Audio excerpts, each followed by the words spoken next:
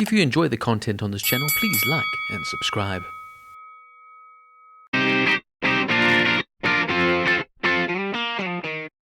12 Years a Slave is a 2013 biographical drama film directed by Steve McQueen from the screenplay by John Ridley, based on the 1853 slave memoir 12 Years a Slave by Solomon Northup, an African-American man who was kidnapped in Washington, D.C. by two conmen in 1841 and sold into slavery. He was put to work on plantations in the state of Louisiana for 12 years before being released. The first scholarly edition of David Wilson's version of Northup's story was co-edited in 1968 by Sue Eakin and Joseph Logsdon. Chiwetel Ejiofor stars as Solomon Northup.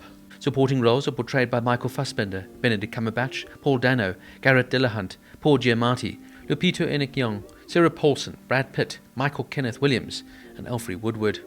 Principal photography took place in New Orleans, Louisiana from June 27th to August 13th, 2012.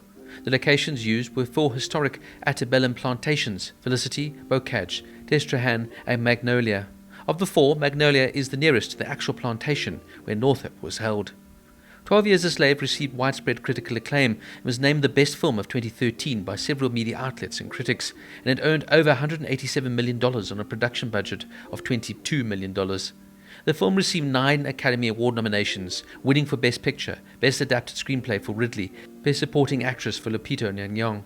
The Best Picture win made McQueen the first black British producer to ever receive the award and the first black British director of a Best Picture winner.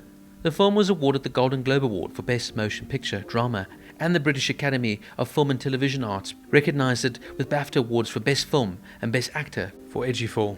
Since its release, the film has been cited as among the best films of the 2010s and of all time, with it being named the 44th greatest film since 2000 in a BBC poll of 177 critics in 2016. African-American history and culture scholar Henry Louis Gates was a consultant on the film. Emily West, the Associate Professor of History in the University of Reading, who specializes in the history of slavery in the United States, said she had never seen a film represent slavery so accurately. She would write, "The film starkly and powerfully unveiled the sights and sounds of enslavement, from slaves picking cotton as they sang in the fields to the crack of a lash down people's backs. We also hear a lot about ideology behind enslavement. Masters such as William Ford and Edward Epps, although very different characters, both used an interpretation of Christianity to justify their ownership of slaves. They believed the Bible sanctioned slavery and that it was their Christian duty to preach the scriptures to their slaves." Noah Berlansky wrote in The Atlantic about a scene in McQueen's adaptation. Shortly after Northup's kidnapping, he's sent on a slave ship. One of the sailors attempts to rape a female slave, but is stopped by a male slave. The sailor then quickly stabs and kills the male slave, he wrote, stating this seems unlikely on its face. Slaves are very valuable, and the sailor is not an owner. And sure enough, the scene is not in the book.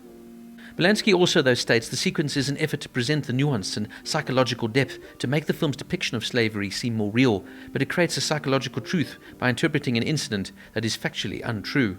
Most historians have agreed that the film is more than 90% accurate. But like with most films, creative license has been used here and there.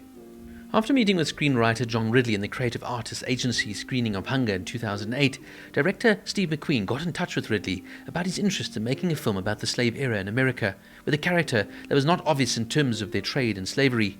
Developing the idea back and forth, the two did not strike a chord until McQueen's partner, Bianca Stigler, found Solomon Northup's 1853 memoir, 12 Years a Slave. McQueen later told an interviewer, "I read this book and I was totally stunned. At the same time, I was pretty upset with myself that I didn't know about this book. I live in Amsterdam, where Anne Frank is a national hero, and for me, this book read like Anne Frank's diary, but written 97 years before. A first-hand account of slavery. I basically made it a passion project to make this book into a film." To capture the language and dialects of the era in the regions in which the film takes place, dialect coach Michael Buster assisted the cast in altering their speech. Buster explained, "We don't know what slaves sounded like in the 1840s, so I just used rural samples from Mississippi and Louisiana for actors in Joffa and Fassbender. Then for Benedict Cumberbatch, I found some real upper-class New Orleans from the 1830s. And then I also worked with Lupita Nyong'o, who's Kenyan, but she did her training at Yale, so we really shifted her speech so she could do an American accent." Some trivia notes. The real Solomon Northup disappeared 4 years after he was freed. To this day, historians do not know what actually happened to him. The tree where Solomon sees several men being lynched was actually used for lynching and is surrounded by graves of murdered slaves. In order to better portray an alcoholic, Michael Fassbender had his makeup artist paint his moustache with alcohol so that the other actors would react naturally to the smell as they would to a man who had been drinking heavily. Before filming their more brutal scenes together, Lupita Nyong'o and Michael Fassbender performed a ritual of making nice, according to Nyong'o. We would say anything to each other, just look into each other's eyes and grasp their hands. Our characters are in such opposition, but we as actors needed each other in order to be able to go the distance. At first, Chiwetel Ejiofor turned down Sir Steve McQueen's offer to play the leading role of Solomon Northup, but then he realized he had to get over his initial fear of taking on what McQueen thought would be the role of the actor's lifetime. Ejiofor prepared for the role by immersing himself in Louisiana plantation culture and learning how to play violin. In the movie, Ford purchased Solomon Northup and Eliza for $1,000 and $700 respectively.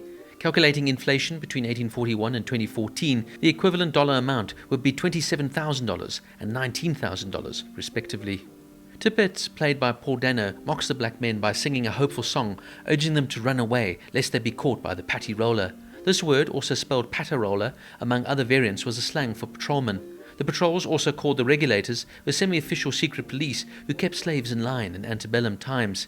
These groups also served as a model for the post-war terror society, Ku Klux Klan. Now, where do you even begin to review a film like this? To say that this film is haunting would be an understatement, but it's one of those films that will never leave my mind. This is an absolute masterpiece, and a film that I'd highly recommend everyone at least watch once. The acting in the film is absolutely mesmerizing. Chiwetel Ejiofor as Solomon Northup delivers a powerful tour de force performance as he portrays a man struggling to maintain his dignity in the face of the most unspeakable adversity. Nyong'o's performance, which earned her an Academy Award, is also equally compelling and heartbreaking. She's absolutely mesmerizing here as Patsy. And what more can I say about the phenomenal Michael Fassbender as the sadistic slave owner? Even actors in smaller roles like Benedict Cumberbatch, Sarah Paulson, Brad Pitt, and Paul Giamatti all turn out excellent performances, and you can see there was a lot of passion going into this project. But I have to also mention Paul Dano, who is so frighteningly evil and scary in this film in what proves a very haunting portrayal. Steve McQueen's direction is masterful, creating a visually stunning yet unflinchingly brutal portrayal of the era. The cinematography here by Sean Bobbitt captures the beauty of the landscapes and the ugliness of the human condition with equal finesse. McQueen's decision to linger on certain scenes adds to the film's impact, forcing the audience to confront the harsh realities of slavery. For me, this film serves as a powerful commentary on the systemic dehumanization and brutality of slavery. The film explores themes of identity, resilience, and the lengths of which individuals will go to survive in the face of unimaginable suffering. It doesn't shy away from depicting the psychological and physical toll of slavery on both the enslaved and those who perpetuated the system. In conclusion, 12 Years a Slave is a gut-wrenching and thought-provoking film that confronts the darkest chapters of American history. It succeeds in conveying the inhumanity of slavery while also celebrating the strength and resilience of the human spirit. While it can be emotionally challenging to watch, its importance as a work of historical and social significance cannot be overstated, and I most highly recommend this film as it is a complete and utter masterpiece. 12 Years a Slave gets a 9.5 out of 10.